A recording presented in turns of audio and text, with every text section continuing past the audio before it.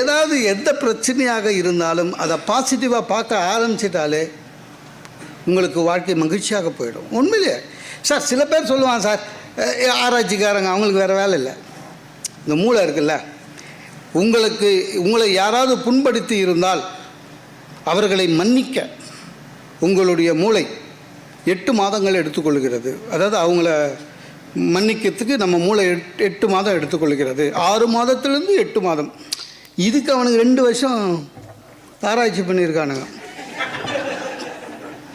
அதெல்லாம் ஒன்றும் இல்லை. 20 வருஷம் ஆகுது எனக்கு கல்யாணம் ஆகி. எங்கள் மாமனாரை இப்போ நினச்சாலும் பிபி ஏறும். என்ன மன்னிக்குது? ஒன்றும் ஆமாம் சார், பொண்ணை பற்றி நல்லா தெரிஞ்சோ நம்மளுக்கு கல்யாணம் பண்ணி கொடுத்துருக்காரு பாருங்க. அவருக்கும் கொரோனா வந்தது. எனக்கு ஃபோன் பண்ணார், மாப்பிள்ளை கொரோனா பாசிட்டிவ்னாரு. என்ன பண்ணலான்னாரு. நான் டக்குன்னு வந்தது மகிழ்ச்சியாக சொல்ல முடியாதுல்ல. டக்குன்னு மாமா நீங்கள் கவலைப்படாதீங்க, நீங்கள் சென்னைக்கு வாங்க, நான் அப்போலோவில் அட்மிட் பண்ணுறேன் அப்படின்னா உஷாராயிட்டார். நான் இங்கேயே கவர்மெண்ட் ஆஸ்பத்திரியில் பார்த்துக்கிறேன். தப்சார் சரி, எல்லாமே சார் சிரிப்பு மறந்துட்டோம். இதுக்கு காரணம் என்னென்னா, ஒரு வெளிப்படைத்தன்மை இல்லாத மாறிட்டோம். வாழ்க்கையே அந்த மாதிரி ஆயிடுச்சு. யாருமே வெளிப்படையாக பேசுறதே இல்லை.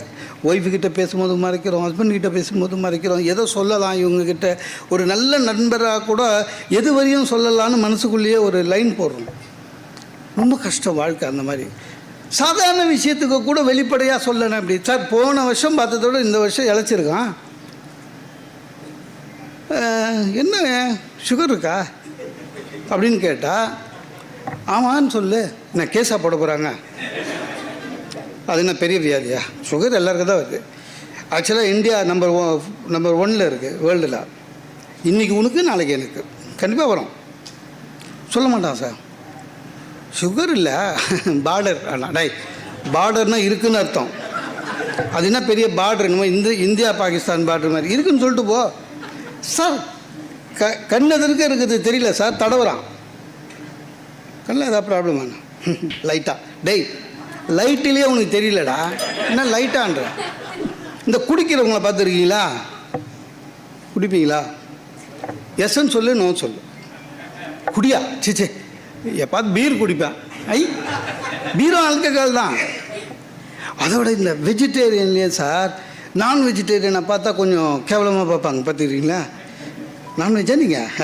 என்ன நீங்கள் ஃபுல்லாக வெஜிடேரியனா? ஆமாம். ஐயோ வாயிலடிங்க, நான்வெஜ்லாம் சாப்பிட மாட்டேன், எப்போது முட்டை எடுத்துப்பேன் நான். அவன் டிசைட் பண்ணிடுறான் முட்டை இதுன்னு. எப்பவுமே சார் எந்த விஷயமாக வந்தாலும் துன்பம் வள்ளுவர் சொன்னாருங்க, இடுக்கண் வருங்கால் நகுக. நிறைய பேர் சொல்கிறான். அதை அவர் சும்மா சொல்லுவார் சார், நம்மளால் முடியும் பண்ணுறோம், ஆனால் அதுதான் பண்ணுறோன்னு தெரியல. காலிங் பெல் அடிக்குது, கதவு திறக்கிறோம், மாமனார் நிற்கிறாரு. சிரிக்கல நம்ம மாமனார் வீட்டுக்கு போகும்போது காலிங் பெல் அடிக்கிறோம், திறக்கிறாங்க, மாமனார் நம்மளை பார்த்து சிரிக்கிறாரு. சிரிக்கல, அவ்வளோதான். இடுக்கண் வருங்கால் நகுக, அவ்வளோதான் சார். ஒன்றும் இல்லைங்க. கண்ணதாசன் ஒரு அற்புதமான வரி ஒன்று சொல்லுவார். ஒரு மனுஷனுக்கு இன்பத்தில் துன்பம், துன்பத்தில் இன்பம், இறைவன் வகுத்த நியதி. நிறைய பேருக்கு அது புரியல சார். இன்பத்தில் எப்படி சார் துன்பம் இருக்கும்னா இருக்கு, துன்பத்தில் எப்படி இன்பம் இருக்கு. எனக்கு இருக்கு. 2 உதாரணம் சொல்கிறேன். அதாவது நீங்கள் தொழில்துறையை சார்ந்த அவர்கள் எல்லாருமே ஃப்ளைட்டில் போயிருப்பீங்க. ஒரு முறை லண்டன் போனேன். விண்டோ சீட் இல்லைன்ட்டா அந்த பொண்ணு. டிக்கெட்டை கேன்சல் பண்ணினேன். இன்னொன்று எல்லோரும் ஆன்லைனில் புக் பண்ணிட்டாங்க விண்டோ சீட். அப்புறம் அதை இப்போ தெரிஞ்சு மூஞ்சி, அதனால் விண்டோ சீட் ஏற்பாடு பண்ணி கொடுத்துட்டாங்க. ஹாப்பி. ஃப்ளைட்டில் ஏறுறேன். 9 ஹவர்ஸ் ஜேர்னி. ஏறுறேன், விண்டோ சீட்டு. அது விண்டோ சீட்லேயே ஸ்பெஷல் விண்டோ. எப்படின்னா விண்டோ சீட்டு பக்கத்தில் எமர்ஜென்சி கேட்டு. சார் பிஸ்னஸ் கிளாஸில் கூட அவ்வளோ கால் லென்த்து இல்லை சார். பெட்ஷீட் போட்டு படுத்துடலாம், அந்த அளவுக்கு ரொம்ப மகிழ்ச்சியாக இருந்தது. 2 நிமிஷம்தான் கதவெல்லாம் மூடினாங்க. ஒரு ஏர் ஹோஸ்டர் நேராக என்கிட்ட வந்தா, thank you for choosing this seat அப்படின்னா. நான் நம்ம தானே தேங்க்ஸ் சொல்லணும், இவன் நம்மளுக்கு தேங்க்ஸ் சொல்கிறா. ஓகே அப்படின்னா, sir when we are flying if anything goes wrong. இதெல்லாம் கதவு மூணு பிறகு தான் சொல்லுவாளுங்க. டிக்கெட் வாங்கும்போது சொல்ல மாட்டாளுங்க. பார்த்துருக்கீங்களா? டிக்கெட் வாங்கும்போது சொல்ல மாட்டாங்க, ஏறும்போது சொல்ல மாட்டாங்க. ஏறி உட்காந்து கதவெல்லாம் மூடின பிறகு ஏர் பேக்கு கீழே இருக்குது, அது எப்படி போட்டுக்கணுன்னு அவசரமாக சொல்லி கொடுப்பாங்க. பார்த்துருக்கீங்களா? அந்த மாதிரி if any thing cos wrong, இந்த கேட்டு ஓப்பன் பண்ணணும், நீங்கள் தான் பண்ணணும். You have to help with us. நான் எப்படி ஓப்பன் பண்ணுறதுன்னு சொல்கிறேன் அப்படின்னா, சார் உண்மையிலே சொல்கிறேன், வேத்துடுச்சு, எனக்கு வேத்துடுச்சு. ஏன்னாப்பா இந்த சீட்டை பின்னால் அப்படி பார்க்குறேன், எல்லாம் அமைதியாகிறான், டென்ஷன் ஆகிட்டேன், பிபி ஏறுது. என் பக்கத்தில் இருக்கிறவன் சொல்கிறான், சார் என் உயிரெல்லாம் உங்ககிட்ட தாங்க, இது சரியாக கற்றுக்கோ அப்படின்னா. சார் அது புரிஞ்சிச்சு, இன்னொரு வாட்டி சொல்லுங்கண்ணே, சரியாக கற்றுக்கணும். சார் 9 ஹவர் தூங்கவே இல்லை, சாப்பாடே இறங்கலை. ஏன்னா எப்போ வேணாலும் ரெடியாக இருக்கலாம். அந்த பொண்ணு கரெக்டாக என்கிட்ட சொன்ன பொண்ணு இருக்குல்ல, எதுக்கோ ஒரு வாட்டி விறுவிறுன்னு நடந்தது வச்சு, என்னங்க அப்படின்னா திறக்கணுமான்னு. திறக்க சொல்லலை, இறங்கிட்டோம். ஆனால் ஒன்று சார், அந்த 9 ஹவர் விண்டோ சீட்டு பயணம் துன்பம், இன்பத்தில் துன்பம். அது இல்லை, இறங்கின பிறகு மனசில் லேசாக நினச்சி பார்த்தேன், சி இவ்வளோ கற்றுக்குன்னு யூஸ் பண்ணாமல் வந்துச்சு வேணும் சார், கற்றுக்கின்ற பயன்படுத்தாமல் வந்துட்டு வேணும், சரி இன்னொரு வாட்டி பார்த்துக்கலாம் அப்படின்னு. அதாவது இன்பம் என்று நினைக்கிறோம், அதில் துன்பம் இருக்கும். சரி, துன்பம் என்று நினைப்பதில் இன்பம் இருக்கா? இருக்குது. தமிழ்நாட்டில் தானே இருக்கோம். நீங்கள் எந்த தீபாவளிக்கு அப்புறமும் இது எடுத்து பாருங்கள், பேப்பரை. 2 விஷயம் கண்டிப்பாக இருக்கும் தீபாவளிக்கு அப்புறம். சென்ற வருடத்தை விட இந்த வருடம் மது விற்பனை 14 கோடி அதிகம், கண்டிப்பாக இருக்கும். அதான் ஒன்று 12, 13, 14 அந்த மாதிரி இருக்கும். இன்னொன்று, தீபாவளி சீட்டு நடத்தி ஓட்டம், தம்பதியை போலீஸ் வலை வீசி தேடுகிறது, 1.25 கோடி 2.25 கோடி, அது கண்டிப்பாக வரும். இது மாதிரி நடக்குதேன்னு கட்டாமல் இருக்காங்களா? கட்டுவாங்க. அது இதுவாகிடுச்சு, பண்டிகைக்குன்னா இதெல்லாம் ஏமாறுறதுன்னு ஒன்று ஆயிடுச்சு நம்ம ஜனங்க. இந்த போன தீபாவளி முடிஞ்சுது, 2 நாள் கழித்து பார்க்குறேன், என் ஒய்ஃபு காஃபி எடுத்துன்னு வந்து வைக்கிறா. விற்கும்போதே வித்தியாசம் தெரியுது. திரும்பி பார்க்குறேன், ஷாக் ஆகிட்டேன் சார். 20 வருஷத்துக்கு முன்னால் அந்த கல்யாணம் ஆணி 1 வாரம் இருந்தாங்களே, அந்த மரியாதை, அந்த பவ்யம், அந்த புன்னகை, அந்த மென்மை. காஃபி சாப்பிடுங்க. இங்கே தான் இருக்கிறோமா, கிள்ளி பார்த்துக்கிட்டேன். என்னம்மா அப்படின்னு. இல்லை சாப்பிடுங்க சொல்லு, என்னமோ சொல்ல வர. ஒன்றும் இல்லைங்க, நீங்கள் மாதம் வீட்டுக்கு காசு தருவீங்கள்ல, அதில் கொஞ்சம் மிச்சம் பண்ணி, மிச்சம் இல்லை ஆட்டையை போட்டுது, அதுனா மிச்சம். ஏன்னா சில வாட்டி மாத கட்சியில் நானே கேட்டுக்கேன், சார் இல்லவே இல்லைன்னு வா, அப்புறம் என்ன மிச்சம் பண்ணி ஒரு இடத்துல சீட்டு கட்டினேன். நானும் பக்கத்து வீட்டு அக்கா கடைசி சீட்டு எடுத்துக்கலான்னு போயிட்டேன். அந்த ஆள் ஓடிட்டார் இருந்துச்சு. திரும்பி பார்த்தா அதே பவ்யம். எவ்வளோ கட்டணுமா? 85,000 ரூபா. சார் 85,000 ரூபாய் எப்படி ஒன்றாலும் சம்பாதிச்சிக்கலாம் சார். இந்த 20 வருஷத்துக்கு முன்னால் இருந்த மரியாதை திரும்பி.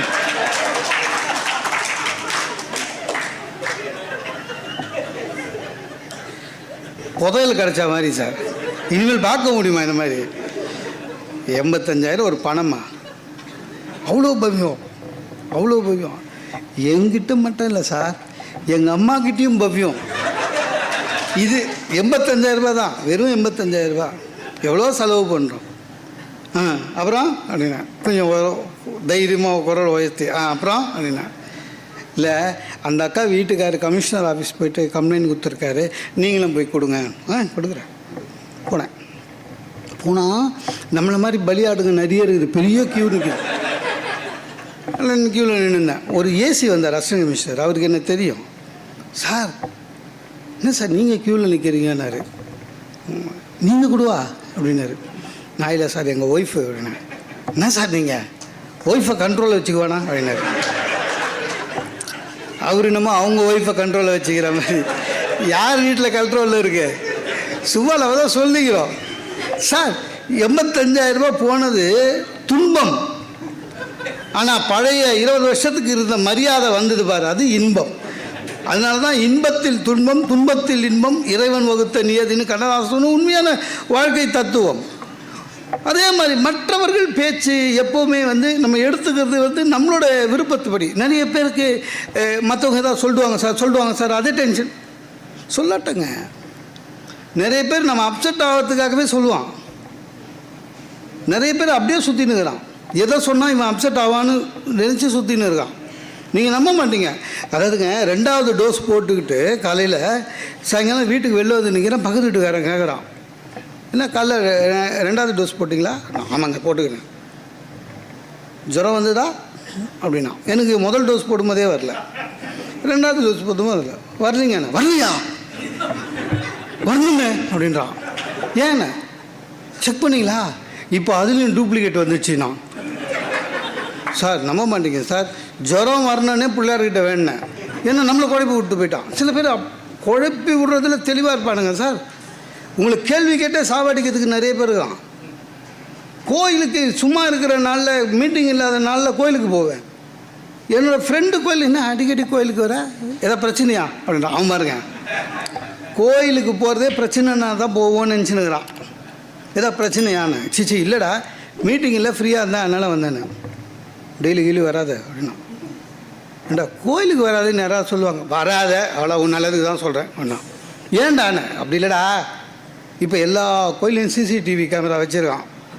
நீ டெய்லி வர என்ன, திடீர்னு கோயிலில் ஏதாவது காணாத போச்சு வச்சுக்கியா, என்கொயரி டீம்னு ஒன்று போடுவானுங்க, உன்னை கூப்பிட்டு விசாரிப்பானுங்க. தேவையா உனக்கு இதெல்லாம்? நான் பயந்துட்டேன் சார். அன்னைக்கு காலையில் தான் படித்தேன் சார், ஏதோ ஒரு கோயிலில் கும்பாபிஷேகம் நடந்த அன்றைக்கே மேலே இருந்த 8 கலசத்தை காணோன்னு. இப்போல்லாம் கோயில் உள்ளே போகிறதே இல்லை, வாசலுக்கு உண்டு சிசிடிவி. அப்படிதான் சார். உண்மையிலேயே சார், இந்த உறவுக்கு ஒரு சொந்தக்காரன் சார், ஞாயிற்றுக்கிழமை ஒரே நாள் ரொம்ப ஃப்ரீயாக இருக்கு, இன்றைக்கி ஒன்றும் வேலை இல்லைன்னு உட்காந்து வந்தான். வந்து அப்புறம் அப்படின்ட்டு பேச ஆரம்பிச்சிட்டு, எனக்கு சாதாரணமாகவே சார், ஜென்ரலாகவே எனக்கு இந்த டொனேஷன் கலெக்ட் பண்ணுறது, யாரையாவது இதில் சேர்த்து அதெல்லாம் எனக்கு பிடிக்காது. நீங்கள் என்ன ஒரு நல்ல விஷயத்துக்காக என்கிட்ட யாராவது உனக்கு தெரிஞ்சவங்ககிட்ட ஏதாவது டொனேஷன் கலெக்ட் பண்ண அப்படின்னா முடியாது சொல்லிடுவேன். என்னால் முடியவே முடியாது. ஏன்னா ஏதோ ஒருத்தர்கிட்ட போய் நல்ல காரியத்துக்கு தான் கேட்குறோம், இருந்தாலும் அவங்ககிட்ட போய் கூனி குறுக்கி நின்று பல்ல இழித்து சாஃப்டாக பேசி எதுக்கு? முடியாது. நீ என்னால் முடிஞ்ச அளவுக்கு டொனேஷன் தர விடு ஆளை அப்படின்னா. இந்த சொந்தக்காரன் தான் வந்து, மாப்பிள்ள ஒரு ஸ்கீம் இருக்குது, அதில் உன்னை சேர்த்து விட்றேன், உன் கான்டாக்டுக்கு நீ எங்கேயோ போயிடுவேன், நானே டைமண்ட் அப்படின்னா. எனக்கு இந்த சதுரங்க வேட்டை சினிமா பார்த்தா மாதிரியே இருந்தது. நானே இப்போ டைமண்ட். நான் சொன்னேன், எனக்கு யாரையும் தெரியும். என்ன தெரியாதுன்ற, பட்டிமன்றத்தில் எத்தனை பேர் சுகி இருக்காரு, அவரெல்லாம் சீட்டில் சேர்க்க சொல்கிறான். நான் சொன்னேன், எனக்கு இந்த மானங்கட்ட பழப்பு பிடிக்காதுன்னு. கோவம் வந்துச்சு. அப்போ நான் மானங்கட்ட, நான் ஆமாண்ணே. அன்றைக்கி போனோம்னா வரவே இல்லை சார்.